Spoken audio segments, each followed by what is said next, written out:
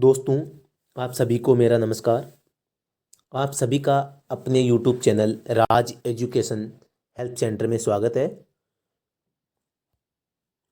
आज हम बात करने वाले हैं राजस्थान हाई कोर्ट ड्राइवर भर्ती परीक्षा 2020 के बारे में।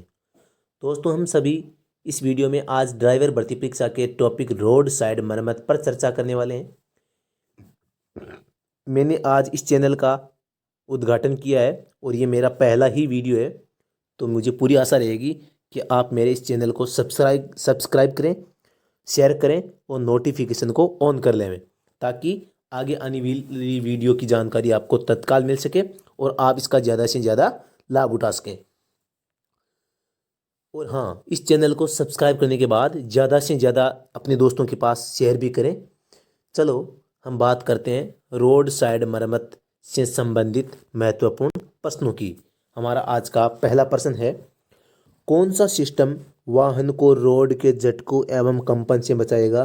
तो नंबर ऑप्शन 1 है control system, number 2 suspension system, number 3 hydraulic system, number 4 steering system. तो इसका उत्तर होगा सस्पेंशन सिस्टम। तो मैं आपको बता दूं कि ये सस्पेंशन सिस्टम क्या होता है। ये आधुनिक गाड़ियों में एक ऐसा सिस्टम लगा होता है जिससे वो गाड़ी खराब सड़क, उबड़ खाबड़ स्थानों पर चलने पर गाड़ी को का जो मेंटेनेंस है उसको कम करती है, उसको खराब होने से बचाती है, उसको लगने वाले झटकों को कम करती है और उसमें यात्री जो सवार रहते हैं उनको भी खराब सड़क से जो नुकसान होता है या परेशानी होती है उसको कम करती है।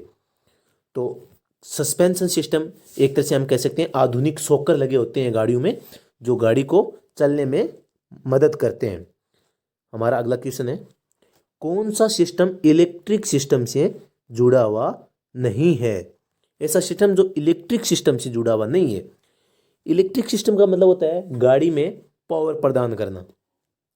तो स्टीयरिंग प्रणाली है, वहाँ इलेक्ट्रिक पावर होती है। चार्जिंग सिस्टम, ये स्वयं इलेक्ट्रिक पावर देता है, लेता नहीं है, इसलिए इसका उत्तर यही होगा चार्जिंग सिस्टम। ये खुद इलेक्ट्रिक पावर जेनरेट करके इलेक्ट्रिक सिस्टम को प्रदान करता है। चलो नेक्स्ट क्वेश्चन है, पावर स्टीयरिंग सिस्टम का क्या लाभ है? पावर स्टीयरिंग क्या, इसका क्या लाभ है आपको देखते ही पता चल जाएगा। नंबर 1 है इंजन पावर को बढ़ाना, गलत। इंजन की खपत कम करना, ये भी नहीं होगा। फ्यूल दक्षता को सुधारना, फ्यूल यानी होता है ईंधन मतलब तेल, उसकी दक्षता पावर स्टीयरिंग नहीं सुधार सकता। नंबर 4 है वाहन को एक शक्ति से मोड़ना एवं नियंत्रित करना, यही उत्तर होगा। चलो इसका उत्तर क्या हो गया? पावर स्टीयरिंग का मतलब क्या, काम क्या होता है? गाड़ी को मोड़ना और नियंत्रित करना। नेक्स्ट क्वेश्चन, स्टीयरिंग प्रणाली का क्या कार्य होता है? स्टीयरिंग जो प्रणाली होती है उसका काम क्या होता है?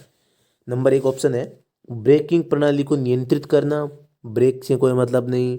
इंजन आरपीएम को बढ़ाना, कोई मतलब नहीं। वाहन को गाइड करना, गाइड का मतलब होता है वाहन को बताना कि आपको किधर जाना है और किधर नहीं। तो यही इसका उत्तर होगा, वाहन को गाइड करना। तो इसका उत्तर क्या हो गया? स्टीयरिंग प्रणाली का क्या कार्य होता है? वाहन को गाइड करना। नेक्स्ट क्वेश्चन है, किस प्रकार के गियर में टॉर्क ट्रांसमिट के समय एविसेल थ्रस्ट उत्पन्न नहीं होती? इसमें दो शब्द है, टॉर्क ट्रांसमिट, एक है एविसेल थ्रस्ट। तो मैं आपको बता दूं कि टॉर्क ट्रांसमिट इसका अर्थ है जब हम किसी भी गाड़ी में गियर चेंज करते हैं तो उसमें गियर को चेंज करना ही टॉर्क ट्रांसमिट है कहलाता है, मतलब गियर का रूपांतरण, एक जगह से दूसरी जगह गियर को बदलना, ये होता है टॉर्क ट्रांसमिट। अब बात आती है एविसियल थ्रस्ट की। इसका अर्थ होता है कि जो जब हम गाड़ी में गियर को चेंज करते हैं तो जो आवाज़ उत्पन्न होती है उसे हम थ्रस्ट कहते हैं। तो प्रश्न में ये पूछा गया है कि एविसियल थ्रस्ट उत्पन्न नहीं होती, ऐसा कौन सा गियर है जिसमें एविसियल थ्रस्ट उत्पन्न नहीं होती? तो आधुनिक जो गाड़ी हैं इनमें दो प्रकार के गियर काम में आ रहे हैं, एक है हेलिकल गियर, एक है स्पीयर गियर। ये दो जो गियर है ये पुरानी गाड़ियों में होते हैं, अभी प्रचलन में ये नहीं है। तो इसका मतलब ये दो तो हो ही नहीं सकते, ये दो तो हो नहीं सकते। नंबर 4 है स्पेयर गियर। तो इन दो में से कौन सा होगा? तो इस पर गियर की सबसे बड़ी विशेषता ये है कि इसको बदलने के समय ये एक स्मार्ट गियर है जिसको बदलते समय कोई भी आवाज़ नहीं करता। और इसके अलावा बचा, इसका उत्तर क्या होगा? Spur gear. अब बचा हेलिकल गियर, कि हेलिकल गियर क्यों नहीं हो सकता? तो हेलिकल गियर की विशेषता ये है कि कुछ आवाज़ तो उत्पन्न करता है, लेकिन ये गाड़ी को पावर 100% प्रदान करने में सक्षम है, क्योंकि इसमें जो इसकी बनावट है वो इस प्रकार होती है। इसमें अलग अलग ऐसे खांचे बने होते हैं और सामने वाली जो कटोरी है उसमें भी खांचे होते हैं। तो ये खांचे क्या है, इस सामने वाली प्लेट में पूरे फिट बैठते हैं। फिट बैठने के कारण इसकी जो एनर्जी है वो वेस्टेज में नहीं जाती। इस प्रकार हेलिकल गियर प्रणाली क्या करती है? 100% क्षमता इंजन को प्रदान करती है। तो इस प्रश्न का उत्तर क्या होगा? Spur gear. नेक्स्ट क्वेश्चन, किस प्रकार के गियर में एक ही समय में एक से अधिक दांते आपस में मिले होते हैं? अभी मैंने आपको बताया हेलिकल गियर। इस प्रश्न का उत्तर क्या होगा? Helical gear. एक से अधिक दांते एक दूसरे के साथ क्या होते हैं? बने रहते हैं, मतलब फिट रहते हैं, और ये संपूर्ण एनर्जी है वो गाड़ी को प्रदान करते हैं। तो इस प्रकार ये खांचे बने होते हैं। नेक्स्ट क्वेश्चन है, आवाज रहित क्लच कौन सा होता है? आवाज रहित सिंगल प्लेट क्लच नंबर 1, ये पुरानी गाड़ी में होता है, नहीं होगा। Diaphragm spring type clutch, diaphragm का मतलब होता है इसमें एक से अधिक प्लेट हो सकती है, 1+1 हो सकती है, मतलब एक से अधिक ही होगी। स्प्रिंग का मतलब स्प्रिंग भी लगी होती है, मतलब ये आसानी से क्लच को अपने आप अपने पूर्व स्थान पर पहुंचा देती है। नंबर 3, मल्टी प्लेट क्लच, ये डायफ्राम स्प्रिंग टाइप क्लच का एक छोटा रूप है, इसका ही एक रूपांतरण है। नंबर 4 है डॉग क्लच, ये एक सामान्य क्लच है। तो इस प्रश्न का उत्तर क्या होगा? Diaphragm spring type clutch. ये एक एडवांस और वर्तमान में गाड़ियों में सबसे ज़्यादा उपयोगी है। अब है आगे वाला क्वेश्चन, दो भाग जो एक दूसरे के साथ नहीं घूमते उनके बीच किस प्रकार की सील का प्रयोग किया जाता है? सील की बात हो रही है। नंबर 1 है dynamic seal, number 2 static seal, number 3 चकोर cut seal, number 4 Teflon seal. इस प्रश्न का उत्तर होगा स्टेरिक सील, क्योंकि स्टेरिक सील है वो रबड़ की बनी होती है और इसकी बनावट में ये दोनों साइड से खुरदरी होती है, ताकि इसके दोनों तरफ जो पार्ट हैं वो एक दूसरे के साथ घर्षण न कर सके। तो इसका उत्तर क्या होगा? Static seal. Next question, tyre का कौन सा भाग राजा का ताज होता है? राजा का ताज, बात हो रही है टायर की। तो आपको पता है टायर की बनावट कुछ ऐसी होती है, गोल होता है, इसमें ऐसे खांचे बने होते हैं, आपको पता होगा, आपने देखे होंगे, ऐसी बनावट होती है टायर की। तो जो ये दो लिक्के हैं आपको दिख रही है, इनके बीच का जो ये पार्ट है, एक छोटा सा जो ये रबड़ का टुकड़ा है, इसको हम कहेंगे थ्रेड। इसको क्या बोलेंगे? थ्रेड। अब राजा का ताज टायर में किस भाग को कहते हैं? अब देखो, एक तो हो गया नंबर एक ऑप्शन थ्रेड की चौड़ाई। अब ये कितनी मोटी चौड़ाई है इससे कोई मतलब नहीं, ज़्यादा भी हो सकती है, कम भी हो सकती है। रिम की चौड़ाई कोई मतलब नहीं, टायर की चौड़ाई कोई मतलब नहीं, कितना भी चौड़ा या पतला हो सकता है। थ्रेड की रेडियस, जो ये थ्रेड है, इस थ्रेड की रेडियस का मतलब है ये ऊंचाई कितनी है। जैसे कोई कील है या कांटा है, ये चुभ कर अंदर आसानी से जा सकता है या नहीं, उस मोटाई को क्या बोलेंगे? थ्रेड की रेडियस। तो राजा का ताज कौन सा भाग कहलाता है? थ्रेड की रेडियस। तो इसका उत्तर क्या होगा? थ्रेड की रेडियस। अगला क्वेश्चन, निम्न में से कौन सा कैलिपर्स का प्रकार नहीं है? इसमें शब्द आया कैलिपर्स।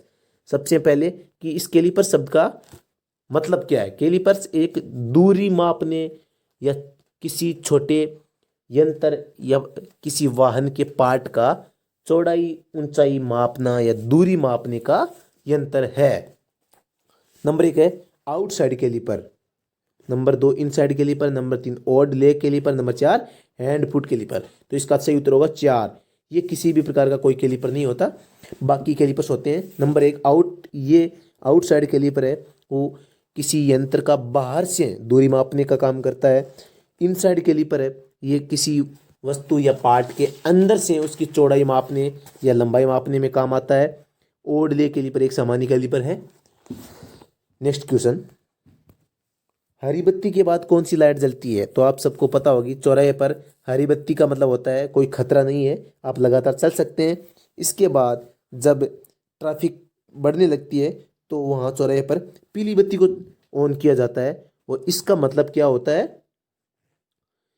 इसका मतलब ये होता है कि आपको अब सावधानी से चलना है, दोनों तरफ देख के। और इसका मतलब ये भी हो सकता है कि आपकी गाड़ी अगर ट्रैफिक बढ़ गई है और चौराहे के अंदर है,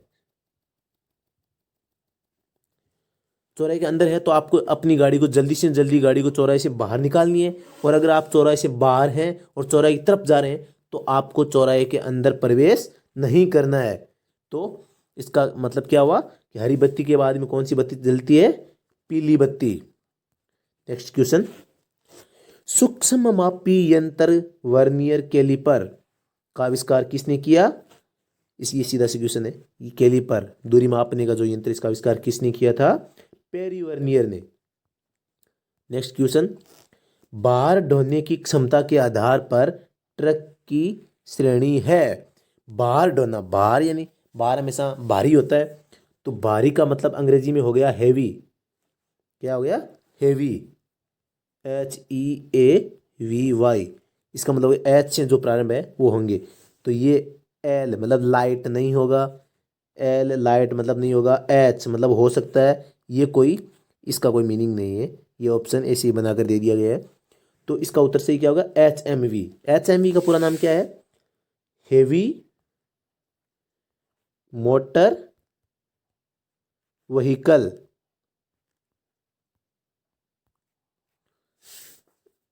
और LMV का मतलब क्या है? इसका मतलब है लाइट मोटर व्हीकल। और LTV का मतलब क्या है? लाइट ट्रांसपोर्ट व्हीकल, मतलब हल्के भार ढोने वाले वाहन। लेकिन इसका प्रश्न का उत्तर क्या होगा? HMV, heavy motor vehicle. चलो नेक्स्ट क्वेश्चन, निम्न में से कौन सा वाहनों में ब्रेक का प्रकार नहीं है? ब्रेक का प्रकार, जो वर्तमान में जो गाड़ियां आती है उनमें ब्रेक का प्रकार कौन सा नहीं है? नंबर 1 है hydraulic brake, number 2 vacuum brake, number 3 hydraulic disc brake, number 4 pressure pressure disc and soft brake. तो इनमें से ब्रेक का प्रकार कौन सा नहीं है? Pressure disc and soft brake. आपको पता होगा कि सॉफ्ट ब्रेक गाड़ी में काम के नहीं है, ये ब्रेक सॉफ्ट नहीं होते, उनको हार्ड होना जरूरी है, क्योंकि ब्रेक का काम है गाड़ी को रोकना। तो इसका पहला जो ऑप्शन है हाइड्रोलिक ब्रेक, हाइड्रोलिक जो शब्द है इसका मतलब होता है कोई द्रव्य से संचालित ब्रेक। मतलब हम कहते हैं पावर ब्रेक होते हैं, पावर ब्रेक किससे चलते हैं?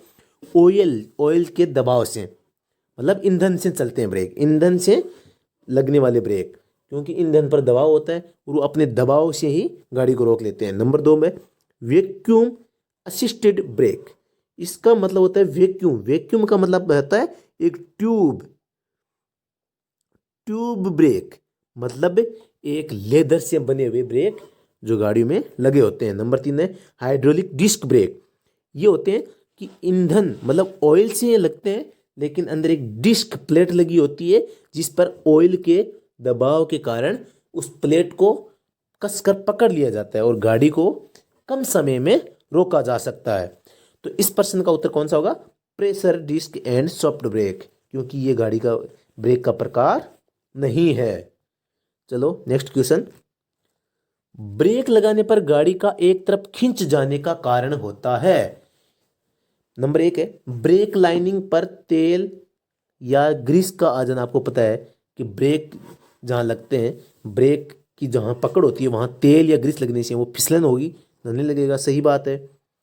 ब्रेक शू का ठीक प्रकार से एडजस्ट नहीं हो पाना, ये भी सही है।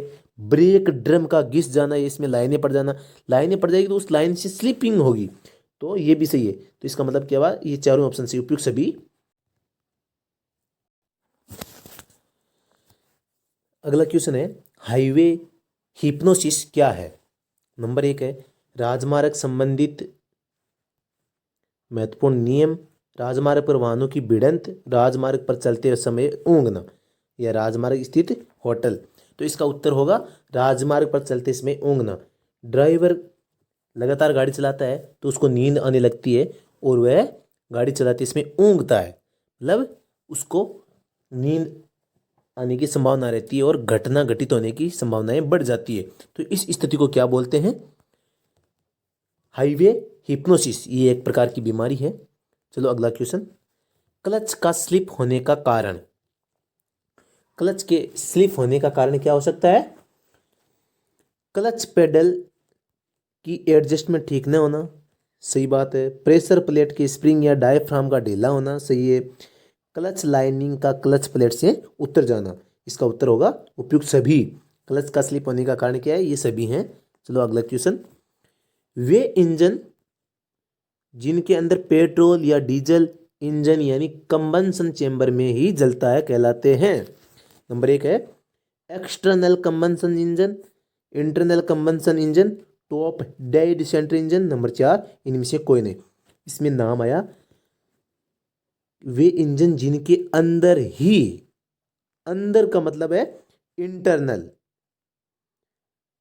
अंदर जलना मतलब इंटरनल यानी आंतरिक रूप से जलना। तो वे इंजन जिनके अंदर ही ईंधन है वो जलकर इंजन को ऊर्जा प्रदान करते हैं, वो होते हैं इंटरनल कंबंशन इंजन। तो इसका सही उत्तर क्या होगा? Number 2 internal combustion engine. चलो आगे वाला क्वेश्चन देखते हैं, निजी वाहन की नंबर प्लेट का रंग होता है, निजी वाहन पर्सनल गाड़ी की बात हो रही है। तो नंबर 1 है पीली पृष्ठभूमि पर काले रंग के अक्षर व अंक, ये नहीं होगा। ये किस में होते हैं? बाहरी वाहनों में होते हैं, या जो सर्विस गाड़ियाँ होती है, टैक्सी गाड़ी, वो होती है। नंबर 2 सफ़ेद पृष्ठभूमि पर काले रंग के अक्षर व अंक, सफ़ेद पृष्ठभूमि पर काले रंग अक्षर, बिल्कुल यही होगा। नंबर 3 है, देखते हैं क्या है, काली पृष्ठभूमि पर पीले रंग के अक्षर, ये किसी भी नहीं होता। काली पृष्ठभूमि पर सफेद रंग के अक्षर, ये भी कहीं नहीं होता। उत्तर क्या है? सफेद पृष्ठभूमि पर काले रंग के अक्षर व अंक। ये कहाँ होता है?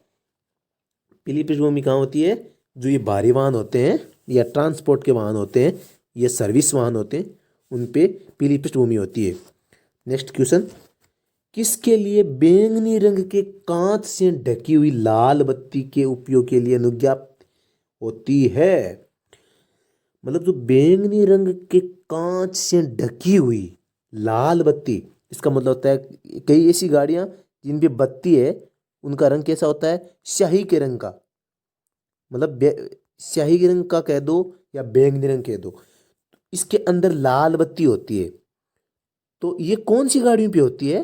तो नंबर 1 चिकित्सा विभाग के एम्बुलेंस यान, नागरिक सुरक्षा के लिए एम्बुलेंस यान, रेड क्रॉस के एम्बुलेंस यान। तो ये इन सभी गाड़ियों पे होती है। किस रंग में? बैंगनी रंग की ऊपर कांच की प्लेट होती है और अंदर लाल बत्ती होती है।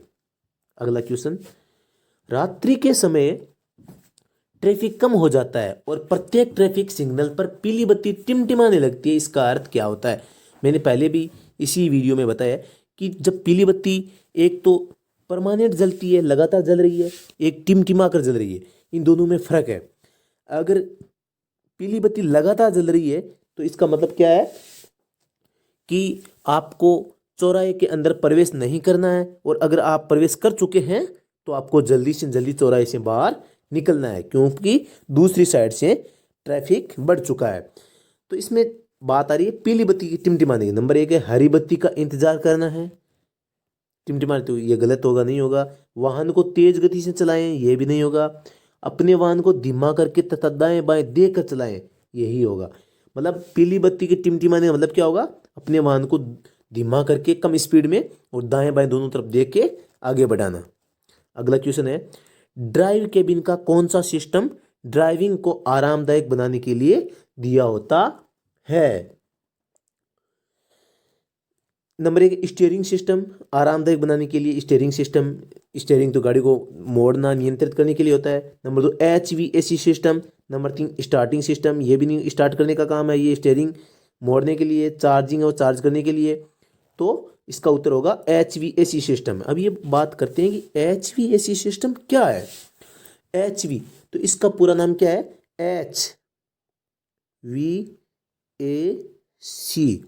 एच का हो गया हीटिंग, हीटिंग, मैं सही से नहीं लिख पा रहा हूं। वी का हो गया वेंटिलेशन,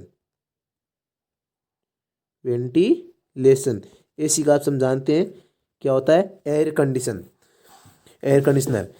तो इसका मतलब ये होता है कि एक तो नॉर्मल एसी होती है जो केवल ठंडा करने में काम आती है, लेकिन आधुनिक जो गाड़ियां हैं इनमें HVAC सिस्टम लगा होता है। ये क्या करता है, जो एक वर्ष में 12 महीने होते हैं इनमें मौसम लगातार बदलता रहता है, तो ये एसी अपने आप को मौसम के अनुसार बदलती रहती है और मनुष्य के हेल्थ को बनाए रखने के लिए या आरामदायक महसूस करने के लिए वो अप एसी को उस हिसाब से एडजस्ट करती है। मतलब एक ऐसी एसी जो गर्मी में ठंडी हवा प्रदान करे और ठंड में गर्म हवा प्रदान करे, या वातावरण के अनुसार गाड़ी का वातावरण बनाए रखे। इसके लिए तो इसका उत्तर क्या होगा, ड्राइव केबिन का कौन सा सिस्टम ड्राइविंग को आरामदायक बनाने के लिए दिया होता है, HVAC system. Next question, ABS का क्या कार्य है। ABS फ्रिक्शनल शक्ति को बढ़ाना, वाहन को फिसलने से रोकना, पॉजिटिव ब्रेकिंग प्रदान करना, ब्रेक फेल को रोकना।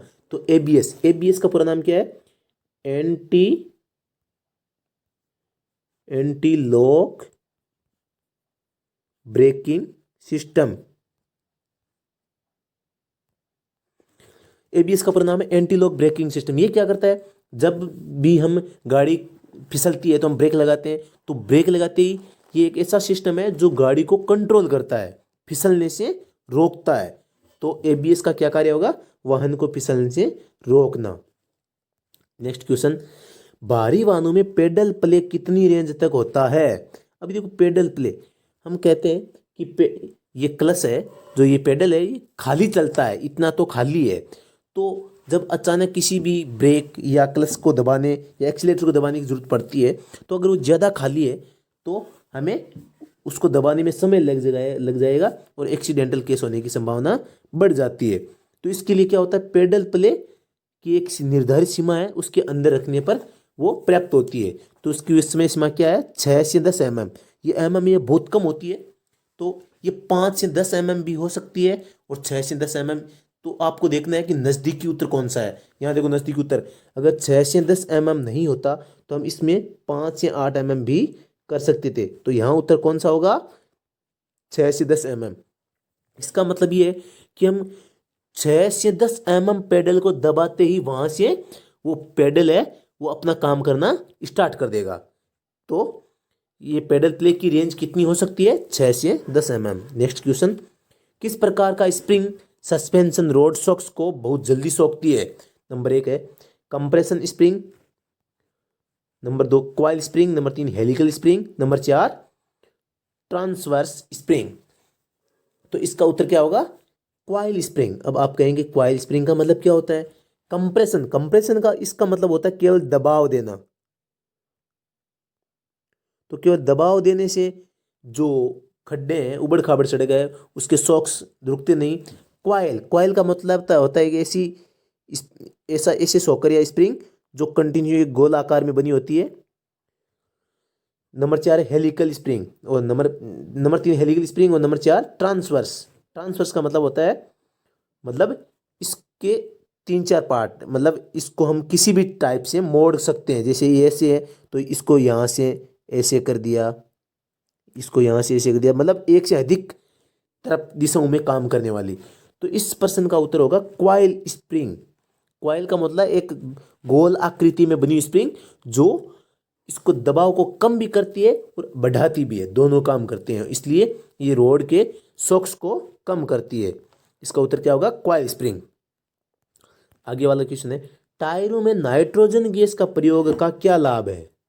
नाइट्रोजन गैस, आप सबको बता दूं मैं, टायरों में कौन सी हवा भरी होती है। आमतौर पर हम किसी साधारण टायर पंचर वाले के पास जाते हैं, उन्हें बोलते हैं कि हवा भर दीजिए, तो वो कौन सी गैस भरता है, वो साधारण हवा भरता है। उसमें क्या होता है, 78% नाइट्रोजन होता है और 21% ऑक्सीजन होता है और 3% कार्बन होता है। अब हम कहेंगे कि नाइट्रोजन 78% होता है, 21% ऑक्सीजन, ये तीनों कैसे होते, क्योंकि जो हमारा वातावरण है इसमें भी ये गैसें इसी अनुपात में उपलब्ध है। तो जो ये हवा भरते हैं तो वो भी जब हवा अपने उस टंकी में भरते हैं तो वो वातावरण से ही लेते हैं। तो इन तीनों का क्या है, मेल उस गैस में होता है, लेकिन ये गैस टायरों के लिए नुकसानदायक होती है, क्योंकि ये जो कार्बन के अणु है, ऑक्सीजन है, नाइट्रोजन है, ये आपस में क्रिया करते हैं और टायर को नुकसान पहुंचाते हैं और टायर की जो उम्र है उसको कम करते हैं। इसलिए टायरों में हमेशा कौन सी गैस भरी जानी चाहिए, नाइट्रोजन गैस। तो इससे लाभ क्या होगा, सड़क पर सही पकड़ बनाए रखना, टायरों की लाइफ बढ़ाना, वाहनों में क्रुशिंग प्रभाव को कम करना, क्रुशिंग प्रभाव प्रदान करना, शॉक्स और कंपन को देखना। तो इसका सबसे बढ़िया विकल्प कौन सा है, टायरों की लाइफ बढ़ाना। नाइट्रोजन गैस है वो क्या है, क्रिया किसी के साथ नहीं करेगी, तो टायरों की लाइफ बढ़ेगी। नेक्स्ट क्वेश्चन है, अधिक हवा होने का टायर पर क्या प्रभाव पड़ेगा। अधिक हवा होगी तो क्या होगा, टायर बीच से घिसेगा, टायर बाहरी सतह से घिसना, एज से टायर ब्रेक क्रैक होना, टायर बीच से क्रैक होना। तो इसका उत्तर होगा टायर बीच से घिसेगा। तो अधिक हवा भी नहीं होनी चाहिए, निर्धारित मानक की ही हवा टायर में भरी हुई होनी चाहिए। नंबर आगे वाला क्वेश्चन है, स्टीयरिंग में आवाज का क्या कारण हो सकता है। स्टीयरिंग है वो आवाज क्यों कर सकता है, फ्लूइड लेवल उच्च होना, फ्लूइड में हवा की उपस्थिति, खराब फ्लो कंट्रोल वाल्व, टार्सन बार की खराबी। तो स्टीयरिंग में फ्लूइड लेवल उच्च, फ्लूइड का मतलब है ईंधन, जो ये पावर स्टीयरिंग होते हैं ये क्या होता है, ऑयल से चलते हैं, मतलब ये फ्लूइड से होता है। फ्लूइड लेवल का उच्च होने का मतलब है मानक से अधिक ऑयल या ईंधन का होना। फ्लूइड में हवा की उपस्थिति मतलब फ्लूइड अगर कहीं से रिसाव हो गया है, वो कम हो गया है, तो जो रिक्त स्थान है वहाँ हवा प्रवेश कर चुकी है। तो अब जो इस ईंधन का जो पावर स्टीयरिंग है उस